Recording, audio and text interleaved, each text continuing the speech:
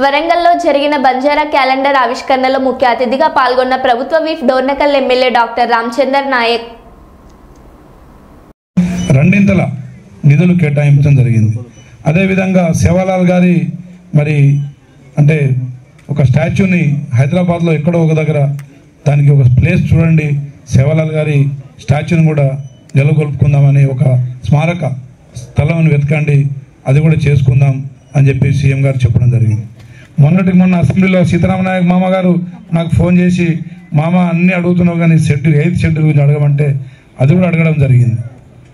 ముందు వరుసలో ఉన్న నలుగురే మిగిలినాం, నలుగురే, 5గురు, అనిల్ జాదవ్తో కలుపుకుంటే 5గురు ఎమ్మెల్యే. ఒకప్పుడు గిరిజన గత బంజారా ఎమ్మెల్యేలు ज़्यादा रहते थे, आदिवासी एमएलए कम रहते थे. अब रिवर्स होगी, वो 7 मन के अच्छा, 8 मन के अच्छा, 7 मन के वो होगी, अपन 5 मन के अच्छा. కాబట్టి సీఎం గారికి 8th షెడ్యూల్లో కలపాలనగానే వెంటనే నెక్స్ట్ అసెంబ్లీలో పెట్టమని కూడా ఆదేశాలు జారీ చేయడం జరిగింది.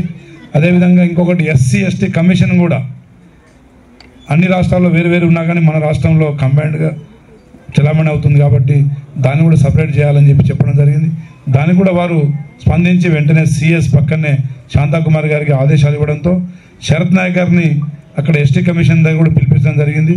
వారు 4-5 నెలల్లో ఈ కమిషన్ కూడా సపరేట్ చేస్తామని చెప్పేసి ఒక మరి వాంగ్మూలం ఇవ్వడం జరిగింది. ఏదేమైనా కానీ మనం కలిసి